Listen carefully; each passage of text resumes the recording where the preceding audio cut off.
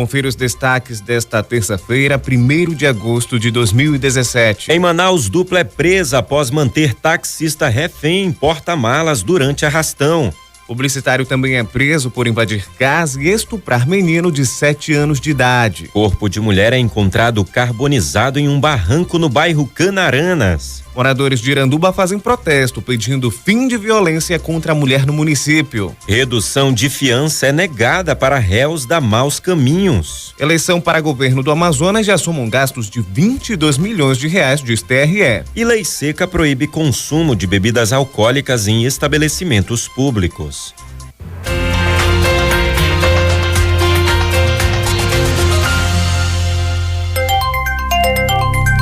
Em Manaus, a previsão para esta terça-feira é de tempo nublado a parcialmente nublado. A intensidade do vento vai variar entre fraca e moderada. E a temperatura vai ter mínima de 27 e a máxima de 35 graus. As informações são do INMET, o Instituto Nacional de Meteorologia. Já começou o mês de agosto e agora vamos às ruas de Manaus saber com Yolanda Mendes o que aconteceu e o que foi destaque nesta madrugada e nesta manhã, 1º de agosto de 2017. Bom dia, Yolanda.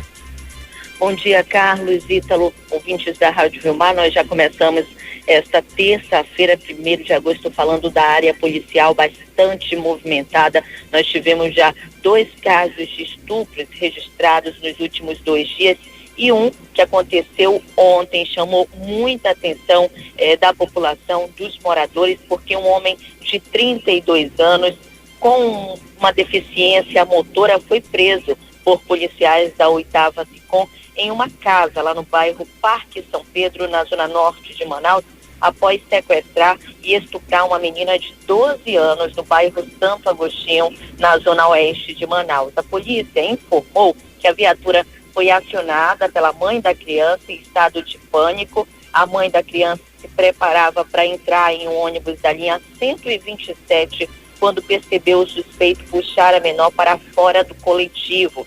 Ao dar conta da situação, a mãe desceu desse coletivo, ficou desesperada pedindo ajuda da população para ver se encontrava a filha. Após minutos de desespero, apareceu uma pessoa informando que conhecia esse homem e falando que ele estava morando já nesse outro bairro. Então a polícia foi até o local, o endereço indicado, e de acordo com a PM, o homem estava sim com a criança. Os policiais conseguiram alcançar e prender o suspeito, que foi encaminhado à delegacia especializada em proteção à criança e ao adolescente. A polícia ainda não tem a informação de como é que o suspeito conseguiu sumir tão rapidamente ali do local, até porque foi muito rápido tudo isso. A mãe, no mesmo momento que viu o suspeito puxar a criança, ela desceu rapidamente do ônibus.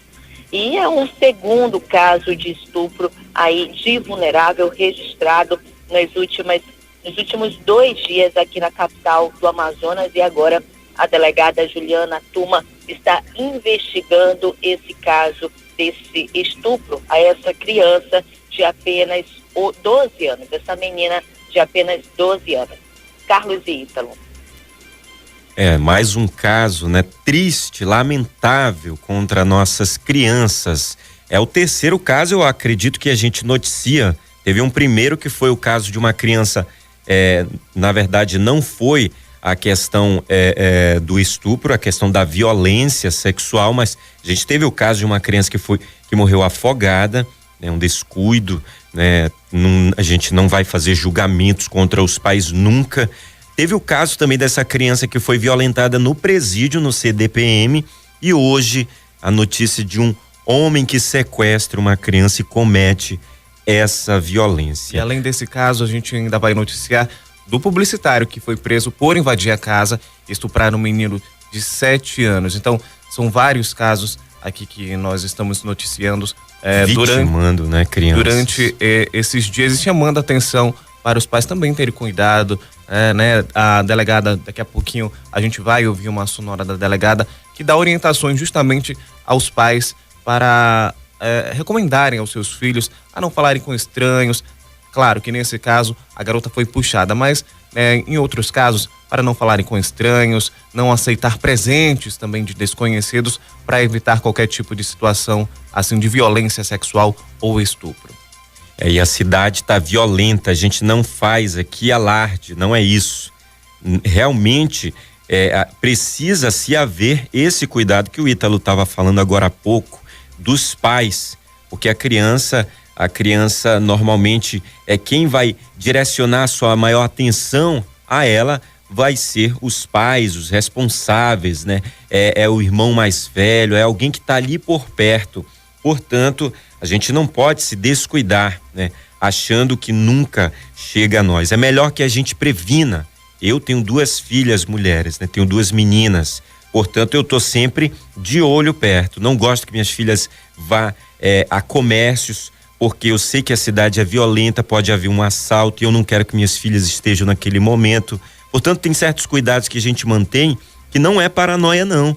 É porque isso vai proteger, vai prevenir seu filho. Portanto, aos pais fica essa dica, essa recomendação de que olhe mesmo, tenha cuidado, porque existem muitas pessoas mais, existem criminosos que estão à solta, que estão andando pela rua aí e que a gente não sabe, né? O rosto, a cara não denuncia ninguém, né? E aí é melhor que a gente previna para depois não saber que tipo de pessoa estava rondando nossas crianças. Olha, falando em criminalidade, redução de fiança é negada para réus da Maus Caminhos.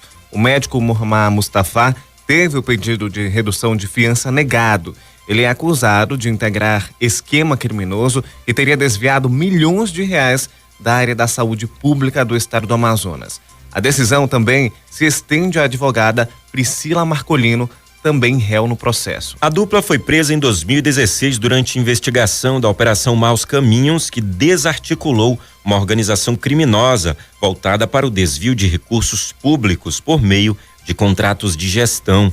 O presidente em exercício do Superior Tribunal de Justiça, ministro Humberto Martins, indeferiu no dia 29 pedido de liminar em habeas corpus, manteve a obrigação de pagamento de 500 e 300 salários mínimos, respectivamente, para que eles sejam postos em liberdade. No dia 18, o Tribunal Regional Federal da Primeira Região concedeu habeas corpus para que os denunciados sejam colocados em liberdade, com a aplicação de medidas cautelares alternativas e mediante o pagamento de fiança. De acordo com o tribunal, a defesa alega que o médico e a advogada não têm capacidade de arcar com os valores estipulados. 5h37, a Secretaria de Segurança Pública do Amazonas informou que enviou reforços para o policiamento de Tonantins. Ontem, várias pessoas tentaram invadir a delegacia do município, que foi depredada. Segundo a polícia, moradores tentaram agredir 2 suspeitos de homicídio quando eles chegaram à delegacia, após serem detidos pela polícia militar. Policiais civis e militares foram enviados do município vizinho, Santo Antônio do Içá, e da base Anzol, que fica em Tabatinga. Segundo a Secretaria de Segurança Pública do Amazonas, a situação está controlada. A pasta informou que, ainda que as imagens e vídeos publicados na internet serão utilizados para a identificação dos envolvidos na depredação do bem público, além de serem indiciados por tentativa de homicídio. E a Força-Tarefa do Sistema Penitenciário do Amazonas realiza desde maio deste ano o levantamento de processos de presos condenados.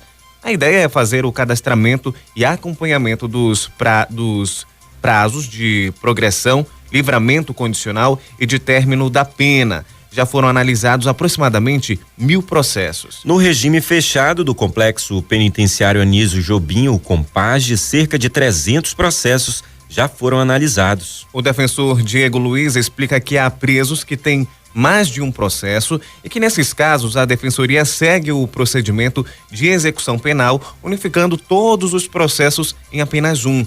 O objetivo é que as penas sejam somadas, verificados os benefícios a que o preso tem direito ou qual o regime que vai continuar seguindo. Nos regimes semiaberto e aberto, os defensores têm adotado um sistema de levantamento semelhante. Atualmente, há 1.132 presos condenados nos regimes aberto e semiaberto, feminino e masculino, onde já foram analisados cerca de 600 processos. Fazem parte da força-tarefa 6 defensores públicos, sendo 4 para o regime fechado e 2 para os regimes semiabertos. E Corpo de Bombeiros Militar do Amazonas realiza nesta terça-feira, dia 1º, a passagem de comando da corporação.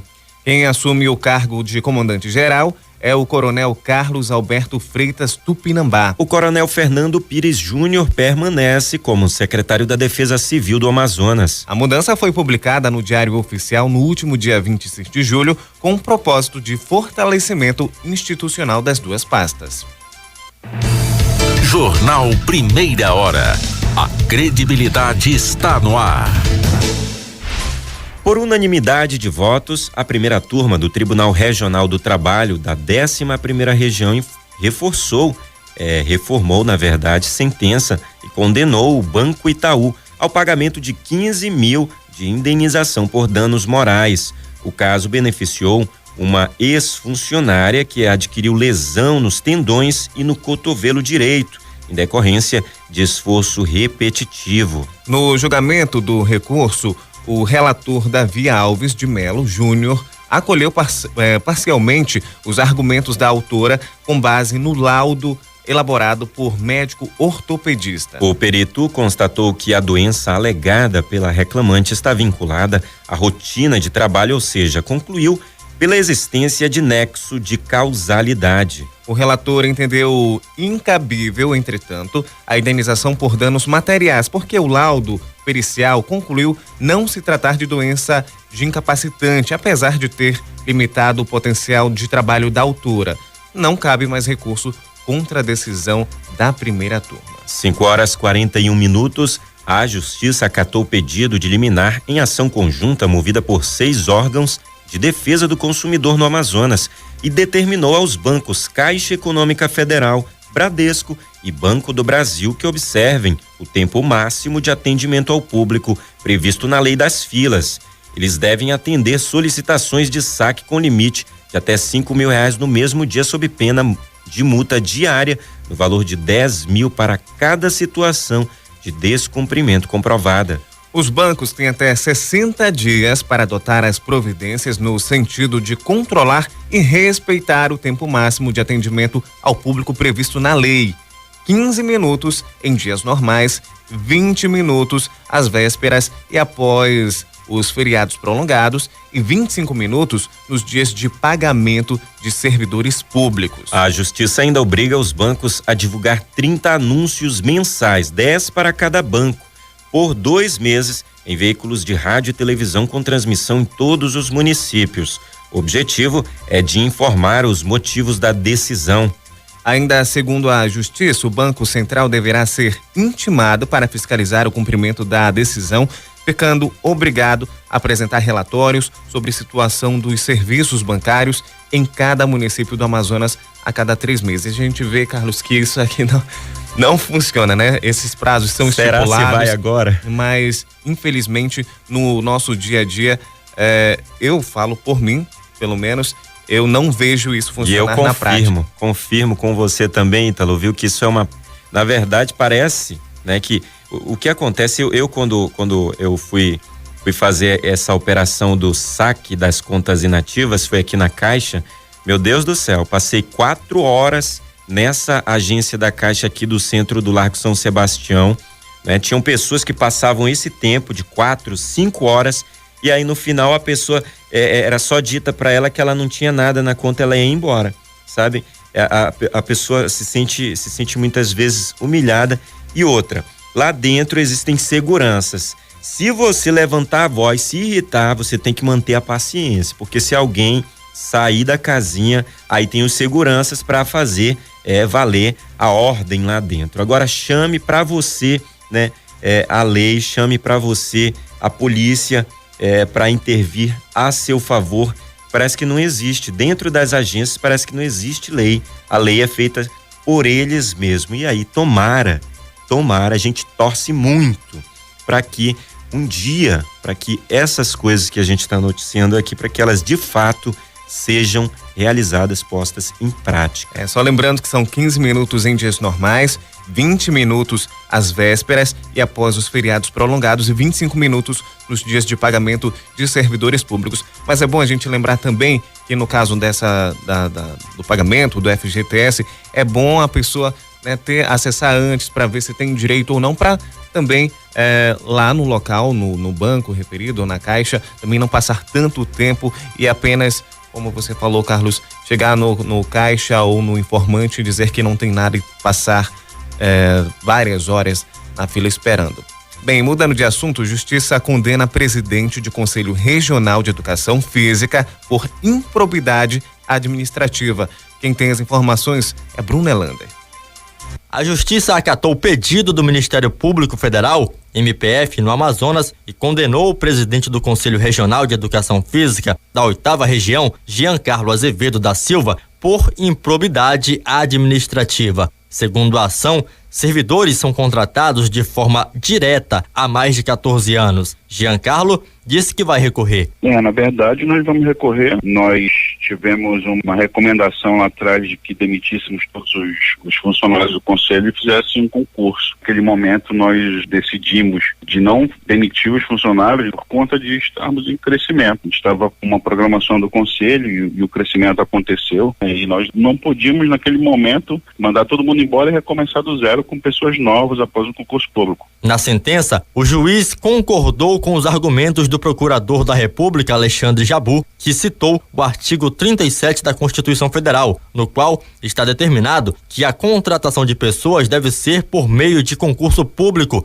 em todos os conselhos profissionais. Já é uma obrigação que todos os conselhos profissionais precisam observar. Diante disso, num primeiro momento, o Ministério Público fez uma recomendação, o Conselho respondeu positivamente ao acatamento da recomendação e no segundo momento, porém, quando foi cobrado providências, informações a respeito do cumprimento da recomendação, simplesmente disseram que não iriam cumprir mais a recomendação porque não entendiam cabível. Além de ter responsabilizado o presidente do Conselho pela prática de improbidade administrativa, a Justiça também decretou a perda do cargo diretivo no Conselho, a suspensão dos direitos políticos por 3 anos e o pagamento de multa no valor de 15 vezes o salário recebido na condição de presidente, entre outras medidas. Segundo Giancarlo, existem na Justiça decisões contrárias à contratação de pessoas por meio de concurso público para conselhos. Há entendimentos contrários, inclusive da própria Justiça, de que os conselhos são obrigados e outros que são desobrigados à contratação via concurso público. Particularmente, sou favorável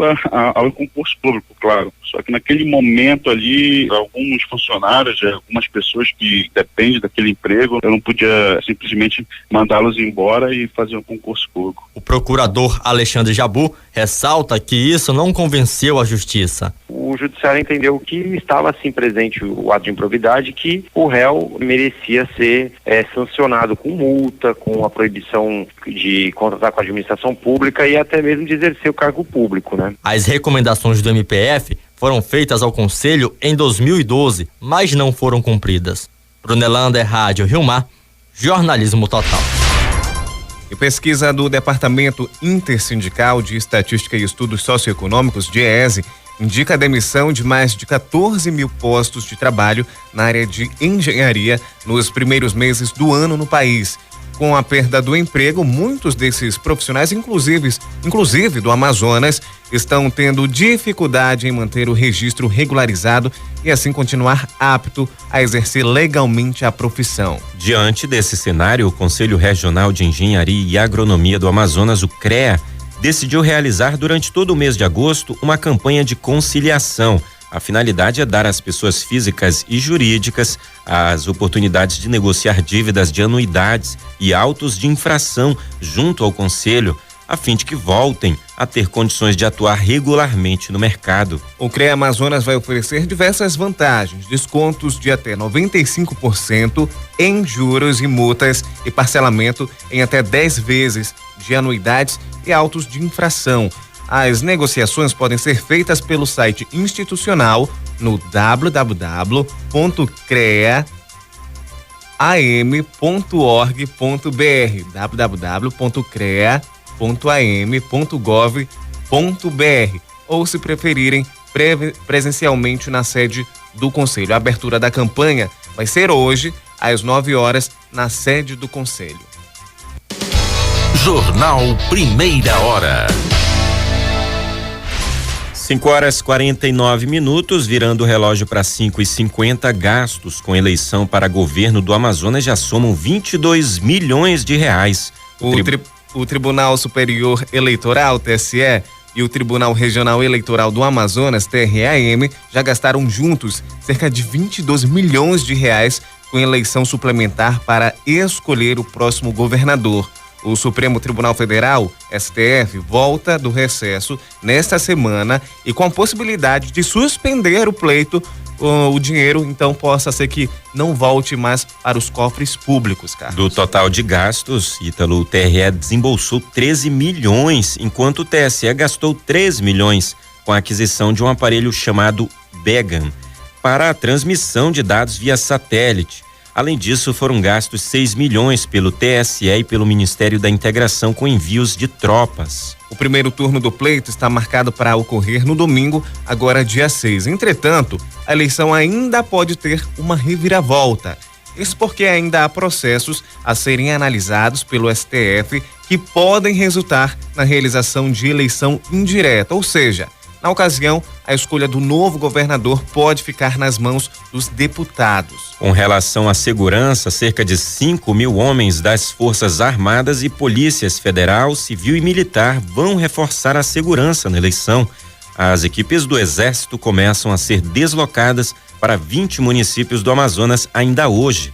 A Marinha vai reforçar a segurança em Itacoatiara e a Aeronáutica em Manacapuru. Eles saem de Manaus no fim de semana. Policiais federais vão atuar em 15 cidades do interior. Policiais militares e civis vão ser enviados, então, para todos os municípios. E as eleições também devem afetar as escolas, também o calendário escolar, Ítalo. A partir já da próxima quinta-feira, 13 de agosto, 223 unidades escolares da rede pública municipal vão estar cedidas ao Tribunal Regional Eleitoral do Amazonas, o TRE, em Manaus. Ao todo, os prédios representam mais de 1.300 sessões eleitorais que atenderão aproximadamente 480 mil eleitores aptos. As aulas nessas unidades serão retomadas somente na próxima segunda-feira. Nessas eleições, haverá 443 pontos em Manaus que funcionarão para a votação, entre escolas públicas, estaduais e municipais, faculdades, escolas privadas, dentre outros. Desse total, 223 são escolas municipais. O subsecretário Tiago Balbi disse ainda que a CEMED irá dispor de servidores para solucionar possíveis problemas e realizar serviços de emergências nestas unidades no dia do pleito. A subsecretaria vai trabalhar em duas frentes, a parte de infraestrutura predial e a parte dos motoristas. Com relação aos veículos e motoristas, nós vamos ceder 17 veículos da CEMED com motorista para atender as demandas do Tribunal Regional Eleitoral. A infraestrutura, nós vamos entrar em todas as escolas, fazendo a melhoria da parte elétrica, da iluminação e da parte de refrigeração, para que as escolas estejam prontas para receber as zonas eleitorais. Nós estamos utilizando o mesmo planejamento que houve das eleições do ano passado, e no dia da eleição a gente vai ter equipes disponíveis para atender qualquer situação de infraestrutura que for precisa no dia do pleito. Então nós vamos ter equipes destacadas de prontidão no domingo, com veículos para serem deslocados a alguma escola, alguma zona que der algum problema, para garantir o funcionamento adequado da sessão eleitoral. Polícia. 5h53, vamos voltar às ruas de Manaus com Yolanda Mendes, trazendo agora informações de polícia. Carlos, nós vamos falar agora sobre a audácia dos criminosos. Ontem aconteceu mais um roubo em frente a uma agência bancária aqui em Manaus, e você acredita que um dos suspeitos estava vendendo coxinha na frente desse banco? Exatamente. Todo mundo achava que ele era um vendedor, estava ali para vender salgado, coxinha, jacaré, mas na verdade ele estava ali pronto, se disfarçando para fazer um assalto.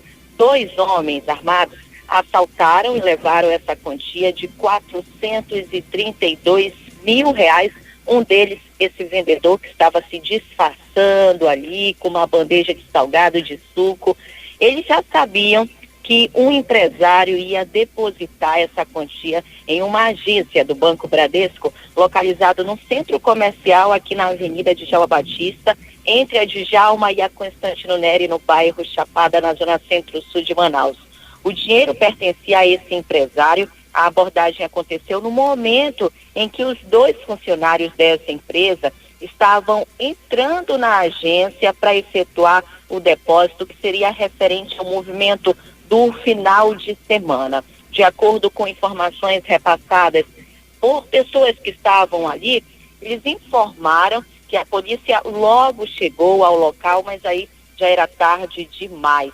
Inclusive, a informação foi confirmada pelo delegado Adriano Félix, que é delegado especializado em roubos, furtos e defraudações, que informou que os assaltantes se disfarçaram, sim, de vendedores de salgado para efetuar o assalto antes que o funcionário entrasse nesse banco para depositar o dinheiro. Este foi o segundo caso que demonstra aí a audácia dos bandidos aqui na capital, até porque na segunda-feira nós tivemos um caixa eletrônico do Bradesco que foi alvo de uma tentativa de arrombamento dentro da unidade bancária que fica na CEMEF, ali na Avenida Japurá, no centro de Manaus. E agora a Delegacia de Roubos e Furtos está investigando esse assalto e vale nós ressaltarmos aí que é preciso toda a atenção, que você não leve essa quantia tão alta para fazer o depósito em um banco, como foi o caso desse empresário que perdeu mais de R$400 mil. Voltamos aos estúdios. Carlos, audaciosos, criativos, mas uma criatividade que é utilizada para o mal. A Yolanda falou sobre a questão de levar o dinheiro aos bancos, né? Essa quantia que foi levada por esses ladrões, assaltantes, foi de R$432 mil. Mas se for impossível não levar, que pelo menos não diga, não informe a ninguém. É bom a gente sempre manter o sigilo, para ainda mais para uma grande quantidade quanto essa, né? Que foi de R$432 mil. Mas é engraçado ouvir que ladrões estavam vendendo coxinha ali, se disfarçando para tentar então um roubo como esse, levando R$432 mil. É trágico e cômico, né? Aquela história trágica e cômica, e parece roteiro de filme, um filme policial amazonense, né? Vendedor de coxinha, vendedor de jacaré se disfarça e vai lá e faz um assalto, e um assalto que rendeu um bom dinheiro aí, que esse empresário acabou no prejuízo, mais de R$400 mil. A gente tem que ter cuidado mesmo, como você ressaltou, Ítalo. E que isso não vire rotina aqui na cidade, né, Carlos? Olha aí, lei seca proíbe consumo de bebidas alcoólicas em estabelecimentos públicos. As informações com Manuela Moura. No próximo dia 6 de agosto, acontece a eleição suplementar para escolher quem vai governar o estado do Amazonas. Nesta data, o consumo de bebida alcoólica vai estar proibido. Bares, restaurantes, supermercados, mercearias, bem como locais abertos ao público, não podem vender o produto no estado. A medida consta na portaria conjunta de número 568 de 2017, assinada pelo presidente do Tribunal Regional Eleitoral do Amazonas, TRE Amazonas, desembargador Iedo Simões, e pelo secretário de Segurança Pública, Sérgio Fontes. O descumprimento da determinação é considerado como crime de desobediência, previsto no artigo 347 do Código Eleitoral Brasileiro. O secretário da Secretaria Judiciária do TRE Amazonas, Valdinei Siqueira, ainda destaca algumas ações que são consideradas crimes eleitorais. Aí é crime no dia da eleição, é crime punível com 1 ano, 6 meses a 1 ano de prisão, o uso de alto-falante, amplificador de som, comício, carreata, tudo isso é proibido no dia da eleição. Boca de urna, tudo isso é crime eleitoral. Propaganda de partido ou candidato, tudo isso. A lei seca vai estar em vigor no período de meia-noite às 6 da tarde deste domingo. Manuela Moura, Rádio Rio Mar, Jornalismo Total. As boates, casas de shows, danceterias e outros estabelecimentos no Amazonas estão proibidos de usar comandas para registrar o consumo dos clientes. A proibição foi promulgada pela Assembleia Legislativa do Amazonas e entra em vigor no mês de setembro, após o prazo para os empresários se adaptarem à proibição. O objetivo é melhorar o controle do consumo dos clientes nas danceterias, casas de shows e outros estabelecimentos. Segundo parlamentares, foram recebidas várias reclamações de pessoas sobre irregularidades no uso de comandas de consumo. A maioria das queixas sobre perda ou extravio da comanda que impedia a cobrança correta dos clientes. Com essa proibição, os estabelecimentos devem encontrar outra forma de registrar o consumo. A lei vale para estabelecimentos em todo o Amazonas. São 6 horas em Manaus e aqui no Largo São Sebastião os postes ligaram, né? Eles têm um fotossensor que aí quando a luz está baixa eles ligam. Portanto, estão ligados os postes aqui porque Manaus não quer clarear ainda. Começa agora bem timidamente clarear devido a um tempo bastante nublado, aí uma ameaça de chuva, ventando um pouquinho mais, poucas pessoas caminhando aqui pelo Largo São Sebastião. E você, ouvinte, tá agora indo pegar o ônibus, tá agora saindo de casa, vai deixar a criança na escola, leve o guarda-chuva para se prevenir. Polícia. E agora, com informações de polícia, nós vamos diretamente ao Careiro Castanho, trazendo informações com Anderleia Oliveira. Bom dia, Anderleia. Quais são as informações de polícia?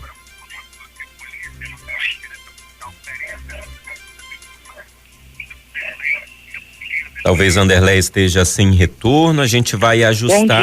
Bom dia aos ouvintes da Rádio Rio Mar FM. Ontem, por volta das 13h30, isso mesmo, uma segunda-feira, plena tarde, a equipe de polícia do município de Careiro prendeu um homem que portava uma faca, uma arma branca, uma faca daquela tipo usada em açougue. Ele estava na praça do município, na Praça dos Três Poderes, e a população, ao avistar o homem, que estava bastante transtornado, né, com uma aparência assim bem, digamos, parecia realmente drogado, e populares denunciaram à polícia a presença deste cidadão, que foi preso já em outra rua, na Avenida Mário Guedes. Ele reagiu à abordagem dos policiais, puxando a faca para a equipe que estava de serviço, e diante das atitudes deste cidadão, a polícia efetuou a prisão e encaminhou ao 34º Distrito de Polícia. Suspeita-se que ele estava à procura de assaltar, né, a população, visto que nessa segunda-feira tinha grande movimentação popular na praça, né, devido às movimentações de pagamento do funcionalismo público, e o homem agora está à disposição da Polícia Civil no 34º Distrito de Polícia do município. Anderleia Oliveira, Rádio Rio Mar, jornalismo total. Obrigado, Anderleia, pelas informações, e a gente segue com as informações de polícia aqui na capital com Yolanda Mendes. Yolanda. Noite e madrugada bastante movimentada no Instituto Médico Legal. Deu entrada a vítima de acidente de trânsito, Alex Tavares Lobato, de 34 anos. Ele foi encaminhado ao Hospital Pronto-Socorro João Lúcio, mas acabou morrendo ontem à tarde. Vítima de arma de fogo no Rio Preto da Eva, no município de Rio Preto da Eva, o Mike Forte Ferreira, de 25 anos. Vítima de acidente de trânsito, inclusive ontem nós noticiamos em primeira mão esse acidente de trânsito. Estelita Pereira Quadros, de 64 anos. Esse acidente aconteceu lá na rua Santo Inês, no bairro Ouro Verde, na verdade no conjunto Ouro Verde, no bairro Coroado. A polícia está investigando esse acidente de trânsito. As primeiras informações é que essa senhora teria tido um mal súbito e teria caído, e o ônibus teria atropelado essa senhora, essa de 64 anos. A polícia investiga esse acidente de trânsito que aconteceu ontem por volta das 8h30 da manhã. Vítima de arma de fogo no bairro Mauazinho, Douglas Costa de Mesquita, de 27 anos. Também por arma de fogo, o Darlison dos Santos Silva, de 34 anos. Esse homicídio que aconteceu na rua Humaitá, no bairro Cachoeirinha. Vítima de arma de fogo, na verdade, no bairro Alvorada, o Fábio Leandro Gouveia Carvalho, de 35 anos. Esse homicídio está sendo investigado pela Delegacia de Homicídios e Sequestros. até porque as primeiras informações é que seria aí uma briga por tráfico de drogas. Ali aquela área já é bastante conhecida por tráfico de drogas. Vítima de arma branca na comunidade Vale da Bênção, no município de Novo Airão, Francisco Ribeiro de Souza, de 23 anos. Também deu entrada no Instituto Médico Legal uma mulher que foi encontrada ontem por volta das 11 horas da manhã, amordaçada e com as mãos amarradas. O corpo dessa mulher de aproximadamente 20 anos foi encontrado carbonizado em um barranco na Rua B, no Conjunto Canaranas, no bairro Cidade Nova, aqui na zona norte de Manaus. De acordo com informações dos populares, os suspeitos teriam ateado fogo no local, que era usado como uma lixeira. Os moradores, inclusive, acionaram o corpo de bombeiros, mas acabaram apagando o fogo usando baldes e também bomba d'água.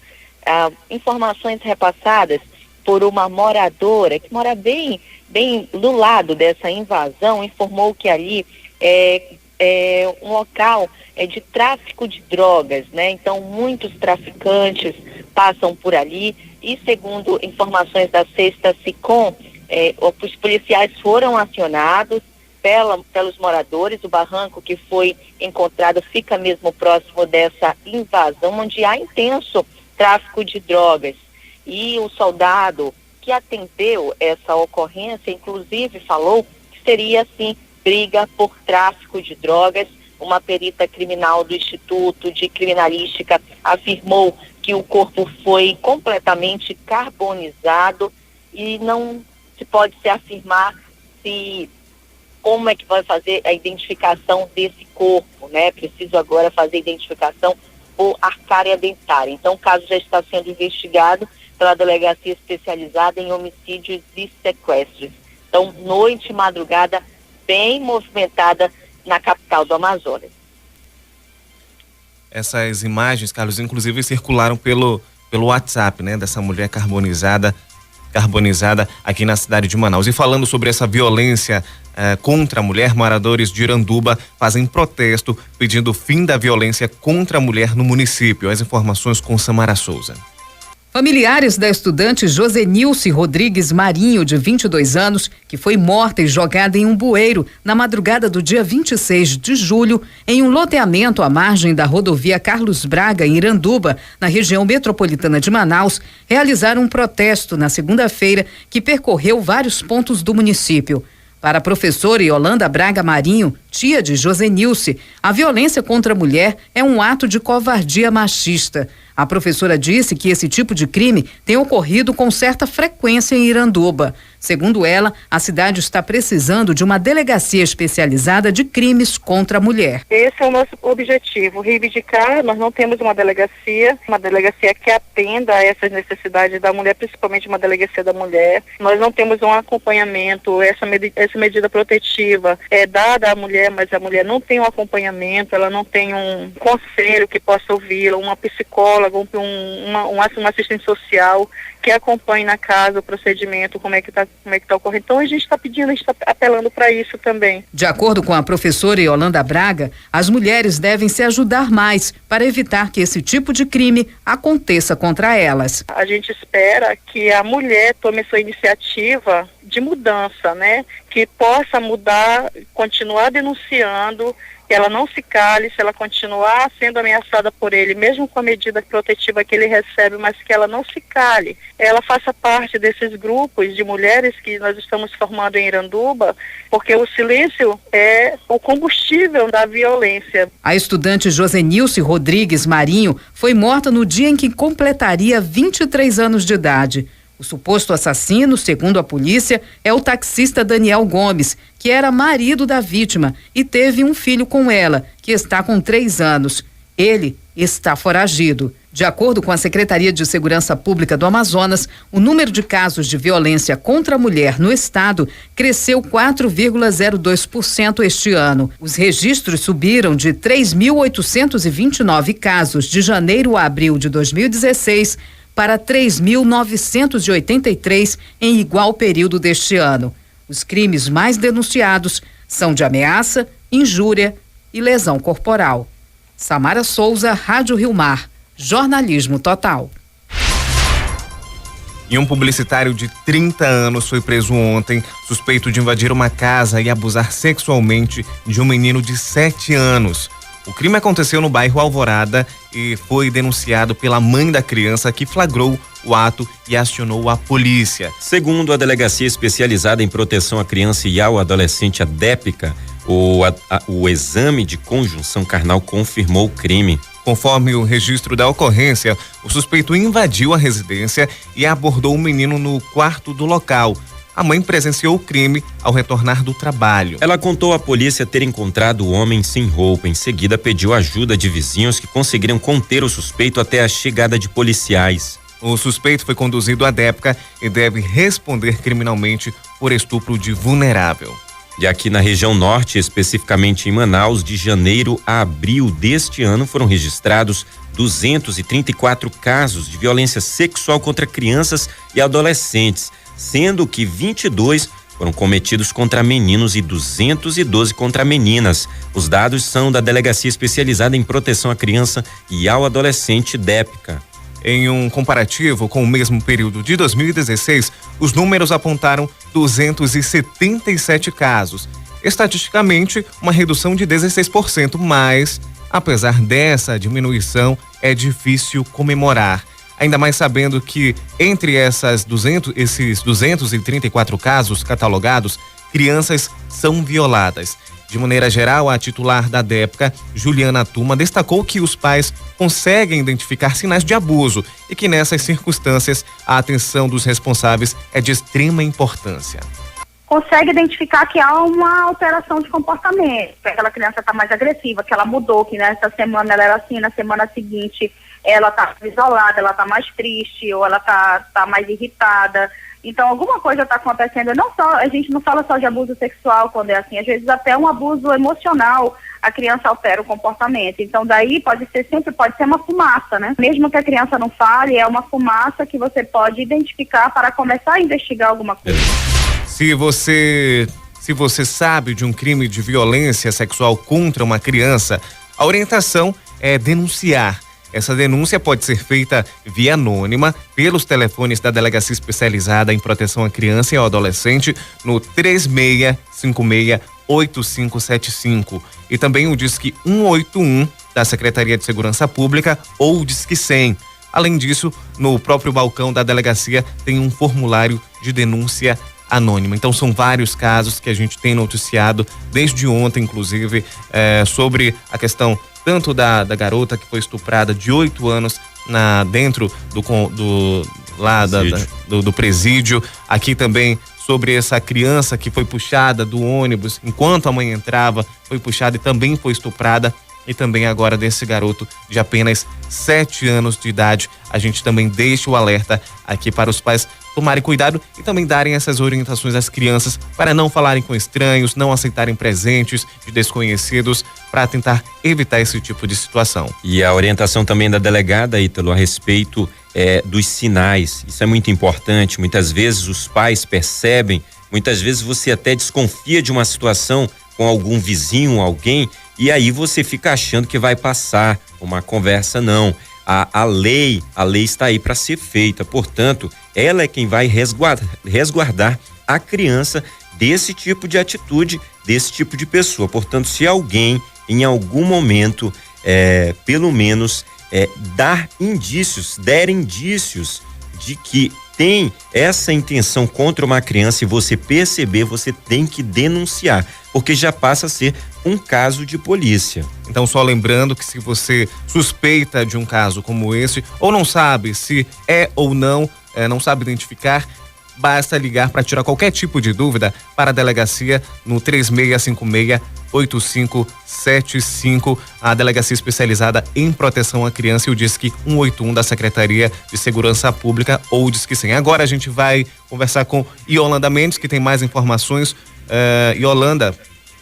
Deu entrada no Hospital e Pronto-Socorro Platão Araújo, o Alex Pimenta da Silva, de 19 anos. O Alex estava com uma moça na Avenida Brigadeiro Hilário Gurjão. Ele estava em um carro com essa garota quando uma moto com 2 pessoas chegou ao local, se aproximou do carro do Alex e efetuou 4 disparos. O Alex ainda está internado no hospital e pronto-socorro Platão Araújo, em estado grave. Essa menina teria ido com essas 2 pessoas que estavam nessa moto e agora a delegacia de homicídios está investigando o caso. Na verdade, a polícia está investigando o caso, porque o Alex ainda está internado no hospital e pronto-socorro Platão Araújo. Ainda falando sobre as entradas do Instituto Médico Legal, nós estávamos falando sobre aquele homicídio que aconteceu no bairro Cachoeirinha, do Darlison dos Santos Silva,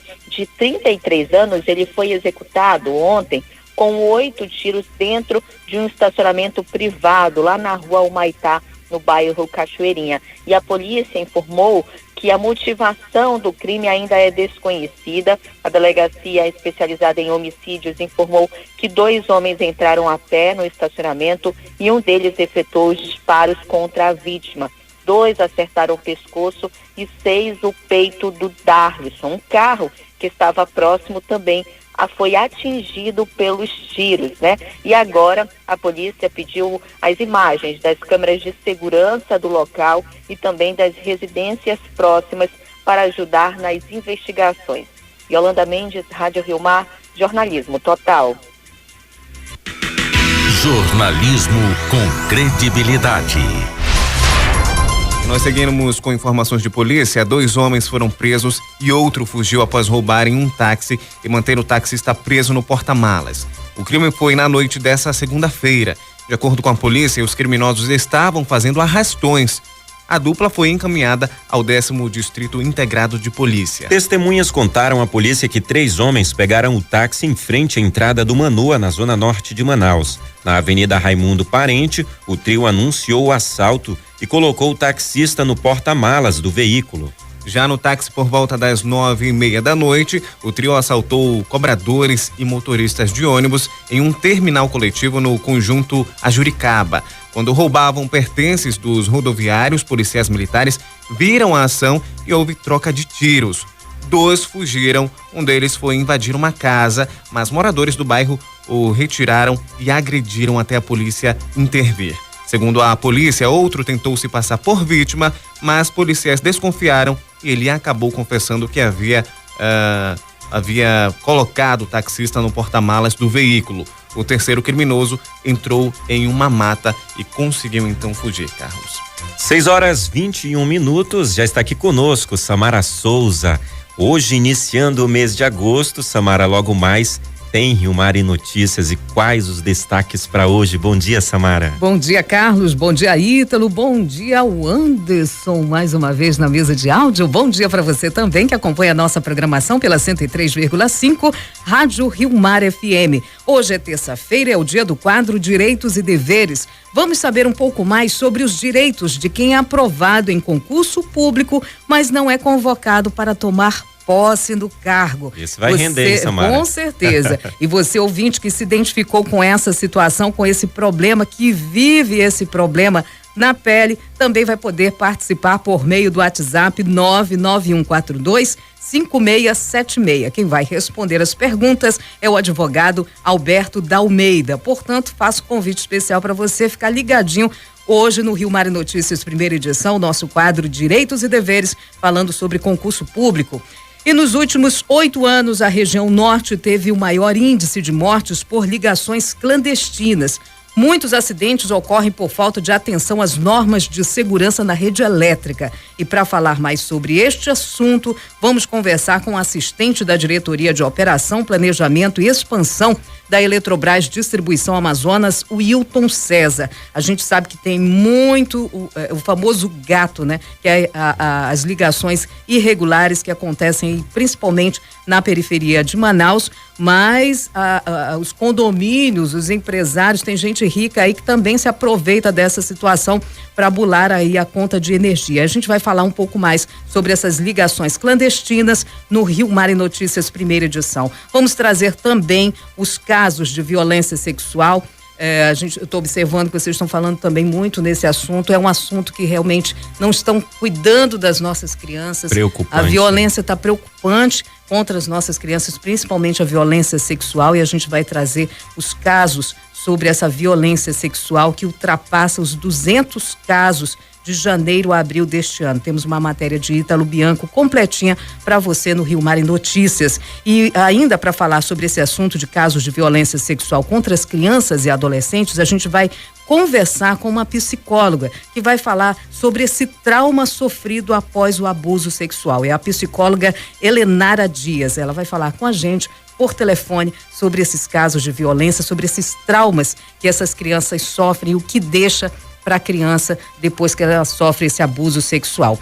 E ainda também temos uma matéria, uma reportagem especial da Vitória Lima, que vai falar da primeira mesa 3D da região norte do país, que utiliza plataformas digitais virtual em cursos de medicina veterinária e segue tendência mundial de eliminar o sacrifício animal em sala de aula. Vamos ter todas as informações sobre este assunto logo mais às 7 horas da manhã no Rio Mar e Notícias, primeira edição. Eu e Gessilene Salles vamos comandar muita informação para você até as 9 horas da manhã aqui pela sua rádio Rio Mar. Bom dia. Bom dia, Samara. Obrigado pelas informações. Imperdível, então, logo mais Rio Mar e Notícias. E hoje também, Samara, só falando aqui com a Samara novamente, hoje parece que está previsto também, Samara, de entrar em contato com aquele rapaz, com os rapazes que se perderam na mata, os adolescentes de 17 anos. Finalmente vamos falar com eles, os meninos que viveram uma aventura aí que teve um final feliz, não é isso? Justamente, vamos tentar falar com esses dois prodígios que foram pra mata pegar copaíba e passaram aí uma aventura, tiveram que vender o produto para ter que voltar para casa. Então a gente espera hoje falar com esses dois jovens que conseguiram fazer essa aventura e graças a Deus voltar com vida para casa, Carlos. Obrigado, Samara.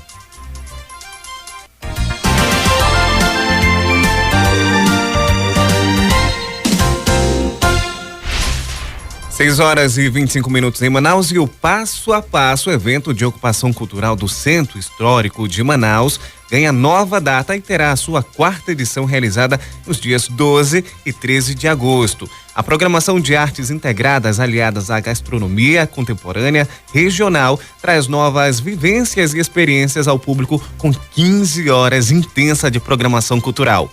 O diretor-presidente da Fundação Municipal de Cultura, Turismo e Eventos de Manaus, Manaus CUT, Bernardo Monteiro de Paula, destaca que esta edição vai ter novidades.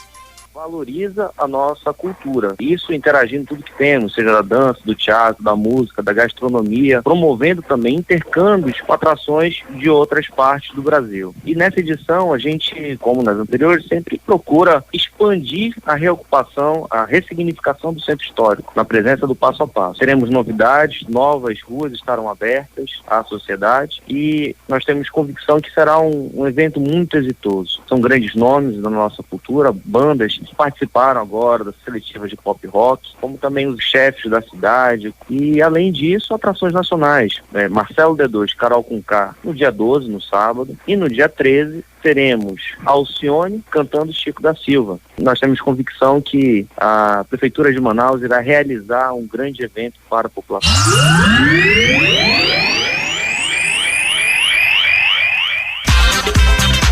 A partir de hoje até a próxima sexta estão abertas as inscrições para o 2º semestre dos programas Escola de Iniciação Esportiva, que atende crianças e jovens de 6 a 16 anos. E as atividades comunitárias Atividades Comunitárias, que é um outro projeto direcionado a pessoas a partir dos 17 anos em diante. Ao todo, 250 vagas estão sendo oferecidas. As inscrições, Carlos, para ambos os programas acontecem no período de 8 às 11 e das 2 às 5 da tarde na Vila Olímpica de Manaus, localizada na Avenida Pedro Teixeira. E os interessados devem se dirigir, então, às quadras no final do complexo e os responsáveis para cada modalidade irão realizar a matrícula. Pelas atividades comunitárias estão sendo ofertadas 100 vagas para 3 modalidades, sendo caminhada orientada, ginástica e aula de ritmos. Para a escola de iniciação esportiva, são ofertadas 150 vagas e os interessados poderão optar por 12 modalidades, sendo tênis de mesa, atletismo, entre outras atividades. As aulas iniciam no dia 7 de agosto e todas são realizadas no complexo da Vila Olímpica de Manaus.